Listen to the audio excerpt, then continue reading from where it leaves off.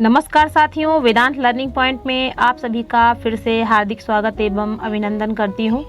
आज आप सभी के लिए डीएलएड फर्स्ट ईयर का ऑप्शनल सब्जेक्ट हिंदी भाषा शिक्षण, उसके अंतर्गत उसकी पहली इकाई से हिंदी भाषा की कोई 3 परिभाषाएं, साथ ही इसकी प्रकृति और इसके क्षेत्र पर प्रकाश डालने वाली हूँ। तो वीडियो में लास्ट तक बने रहिए। जिन्होंने चैनल को सब्सक्राइब ना किया हो, चैनल पे नए हैं तो प्लीज़ सब्सक्राइब कर लीजिएगा, क्योंकि यहाँ पे आपको डीएलएड, बीएलएड, बीएड से संबंधित नोट्स मिलते हैं और साथ ही यहाँ पे इंग्लिश ग्रामर की आपको मैं जानकारी देती हूँ। आइए शुरू करते हैं। हिंदी भाषा की कोई 3 परिभाषाएं। देखिए, पहली परिभाषा जो है स्वीट ने दी है। स्वीट ने क्या कहा है?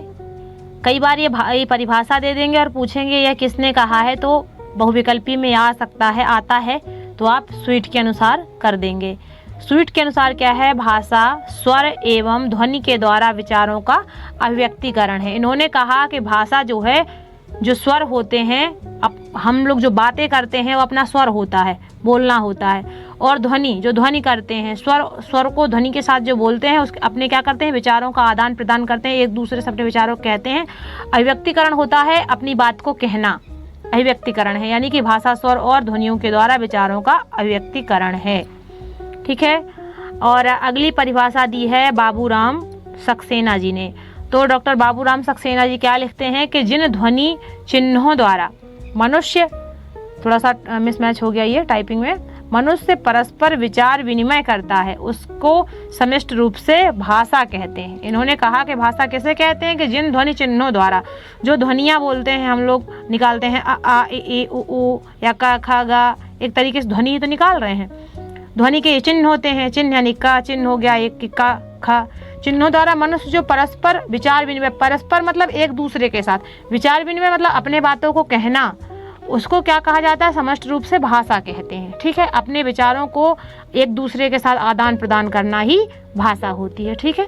तीसरी परिभाषा है कि भाषा वह साधन है जिसके माध्यम से मनुष्य बोलकर, सुनकर, लिखकर व पढ़कर अपने मन के भावों या विचारों का आदान प्रदान करता है। आई थिंक ये सबसे ज़्यादा सरल परिभाषा, जो समझने में सबसे ज़्यादा आसान है कि भाषा वह साधन है, भाषा वह है जिसके माध्यम से मनुष्य बोलकर अपनी बातों को बोल के कह देते हैं, दूसरे की बातें सुन लेते हैं और अपनी बातों को लिख के कह देते हैं, पढ़ के।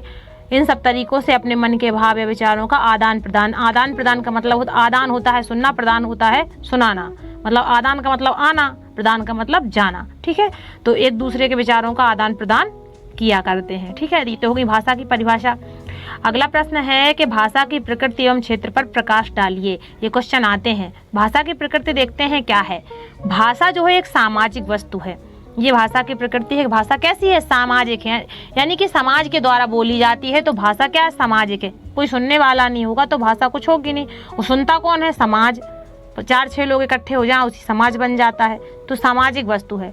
दूसरा है भाषा सर्वव्यापी है। थोड़ा ये यहाँ पे 2 बार हो गया। भाषा क्या है? सर्वव्यापक है, यानी कि सब जगह बोली जाती है, सर्वव्यापक, हर जगह व्याप्त है।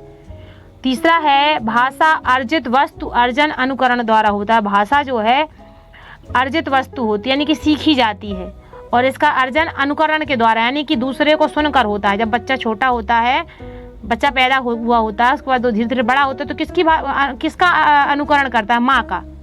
अपनी माँ के साथ वो रहता है, बचपन में छोटा होता है तो माँ के साथ ही बोलना शुरू करता है। अगर उसकी माँ हिंदुस्तानी है तो, या हिंदी भाषा बोलती है तो हिंदी का जो है अनुसरण करेगा, तो हिंदी बोलेगा।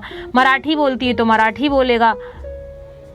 जो भी हरियाणवी बोलती है तो हरियाणवी बोलेगा। पंजाबी बोलती है तो पंजाबी बोलेगा। यानी कि जो उसकी माँ होगी, जिस भाषा के उसकी माँ होगी, जो भाषा बोलती होगी, उसी भाषा को बच्चा अनुकरण करेगा। तो आप समझ रहे हैं कि भाषा जो है ये अर्जित वस्तु होती है, अर्जन अनुकरण द्वारा इसे बोला जाता है। ठीक है। अगला है कि भाषा प्रवाह अविच्छिन्न है, यानी कि भाषा को जो बोलना चालना है ये अविच्छिन्न है। प्राकृतिक रूप से इंसान, मतलब कि हर किसी के अंदर होता है। हर कोई मतलब कि स्वतः ही बोलना सीख जाता है। यह मानव विचारों के वाहक और अभिव्यक्ति का माध्यम है। ये क्या है? भाषा मानव विचार, मानव यानी कि हम लोग, मनुष्य, विचारों के वाहक जो भी हम आप बोलते हैं उसका वाहक और अभिव्यक्ति का माध्यम है। हम लोग एक दूसरे से अपनी बातों को कहते हैं, वह एक तरीके का वाहक। और वाहक क्या होता है? संदेश ले जाने वाला। अभिव्यक्ति क्या है? आपकी बातें, उसको आपकी बातों के संदेश को इधर से उधर करने का मतलब कि दूसरे से कहने का माध्यम होता है। ठीक है, इसके बाद क्या है? अगला है कि यह सहज और नैसर्गिक क्रिया है। सहज यानी कि ये प्राकृतिक रूप से होती है, जन्मजात होती है। और नैसर्गिक क्या है? स्वाभाविक क्रिया है। यह सहज और नैसर्गिक क्रिया है, यह सहज रूप से, प्राकृतिक रूप से, स्वाभाविक रूप से करने वाली क्रिया है। यानी कि भाषा बोले सुने बिना तो अपना काम होगा ही नहीं, गुजारा ही नहीं होता किसी का बिना बोले सुने। होता है कि कोई बोले ना, किसी बात को सुने ना और ऐसे उसका गुजारा हो जाए, ऐसे तो नहीं होता ना। और अगला है कि यह सामाजिक दृष्टि से स्वरित होती है। इसका जो है सामाजिक विस्तार होता है, यानी कि सुनने वाले इसके होते हैं। अब अपनी भाषा को आप खुद से थोड़ी ना बात कर लेंगे, दूसरे से बात करेंगे, तो सामाजिक दृष्टि से क्या होती है? स्वरित होती है।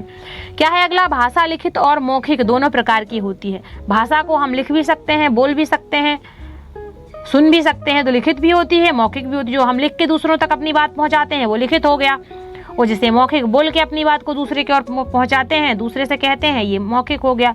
अब पहले पत्र चला करते थे तो चिट्ठी लिखी जाती थी, अंतर्देशीय पत्र आता था, उसको अगले देश भेजा जाता था, उसके बाद उसका रिप्लाई आता था, तो ये लिखित भाषा हो गई। अब क्या है? हम लोग फोन से एक दूसरे का हाल चाल जान लेते हैं, तो ये क्या हो गया? मौखिक भाषा हो गई। इसके बाद भाषा क्या है? परिवर्तनशील है, भाषा बदलती रहती है। भाषा एक ही नहीं है कि एक ही है। भाषा हिंदी है, इंग्लिश है, फारसी है, मलयालवी है, बहुत सारी, उड़िया है, बहुत सारी भाषाएं हैं। तो क्या भाषा जो है परिवर्तनशील होती, बदलती रहती है, एक जैसी नहीं होती। अगला क्या है? भाषा, प्रत्येक भाषा का ढांचा स्वतंत्र होता है। भाषा कैसी होती है? स्वतंत्र होती है। कोई ये नहीं है कि ये ऐसे नहीं बोलेंगे तो काम नहीं चलेगा। आप किसी भी तरह से अपनी बात को रख सकते हैं। तो जो भाषा का ढांचा होता है वो स्वतंत्र होता है। अगला क्या है? भाषा कठिनता से सरलता की ओर जाती है। जब बच्चा छोटा होता तो उसे चीजें बोलने में दिक्कत होती है, कि जैसे बोलता है मम्मी मुझे खाना है, तो वो बोल नहीं पाता कि मम्मी मुझे खाना है, भूख लगी है, तो बोलता है मम्मी भूख लगी है, खाना है। तो एक तरीके से बच्चे के लिए क्या है? भाषा कठिन हो गई। लेकिन जब वो धीरे धीरे बोलने लगता है तो सरल होती जाती है। जब हम किसी चीज़ को सीखते हैं तो पहले कठिन लगती है, फिर धीरे धीरे सरल होती जाती है चीज़ें। तो वही है, जैसे बच्चा कहता है मम्मी पानी नहीं वो बोल पाता, तो मम्मी कहता है पानी पीना है, तो क्या मम्मी पीना है। या मेरे बच्चे कहते हैं मम्मी पा या पानी के लिए इशारा करते हैं, नहीं बोल पाते। तो एक तरीके से क्या है कि बच्चे जो है कठिन होती है भाषा उनके बोलने के लिए, लेकिन धीरे धीरे सीखते हैं, सरल होती जाती है। ठीक है, इसके बाद क्या है? हिंदी भाषा के क्षेत्र क्या क्या है देख लेते हैं। हिंदी भाषा के जो क्षेत्र हैं, क्या हिंदी भाषा राजभाषा एवं राष्ट्रभाषा है। अब हिंदी भाषा को जो है राष्ट्रभाषा का दर्जा भी मिल चुका है, और ये राजभाषा तो है ही अपने राज्य की। तो हिंदी भारत की क्या है? राजभाषा है। और पूछे कि हिंदी क्या है, तो हिंदी भारत की राजभाषा और राष्ट्रभाषा है।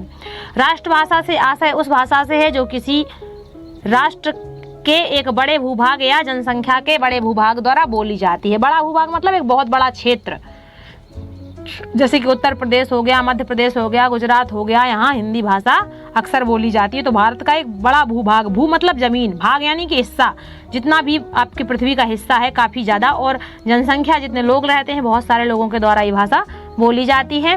भारतीय परिदृश्य में यह सम्मान हिंदी को प्राप्त है। भाषाएँ बहुत सारी हैं, जैसे उर्दू है और फारसी है, मलयालवी है, हरियाणवी है, पंजाबी है, तमाम सारी भाषाएं हैं। लेकिन भारत में जो है वो सम्मान किसको? हिंदी को प्राप्त है। हमारी राज्य भाषा, राष्ट्रभाषा क्या है? हिंदी है। ठीक है, भारत के सभी राज्यों एवं संघ शासित प्रदेशों में यह कम या अधिक मात्रा में बोली जाती है। जितने भी भारत के संघ शासित प्रदेश हैं वहाँ, या तो जैसे केरल वगैरह है, वहाँ कम बोली जाती है, वहाँ इंग्लिश अधिक बोलते हैं, या वहाँ पे कन्नड़ बोली जाती है, लेकिन हिंदी भाषी वहाँ भी है। तो और उत्तर प्रदेश है, मध्य प्रदेश है, यहाँ अधिकतर हिंदी बोली जाती है। तो जहाँ कहीं पे कम बोली जाती है, कहीं पे ज़्यादा, लेकिन जितने राज्य हैं भारत के संघ शासित प्रदेशों में सब में ये बोली जाती है। अब देखिए, उत्तर प्रदेश, मध्य प्रदेश, राजस्थान, हरियाणा, छत्तीसगढ़, झारखंड, दिल्ली, उत्तराखंड और आपका हिमाचल प्रदेश, चंडीगढ़ आदि को हिंदी भाषा क्षेत्र के रूप में जाना जाता है।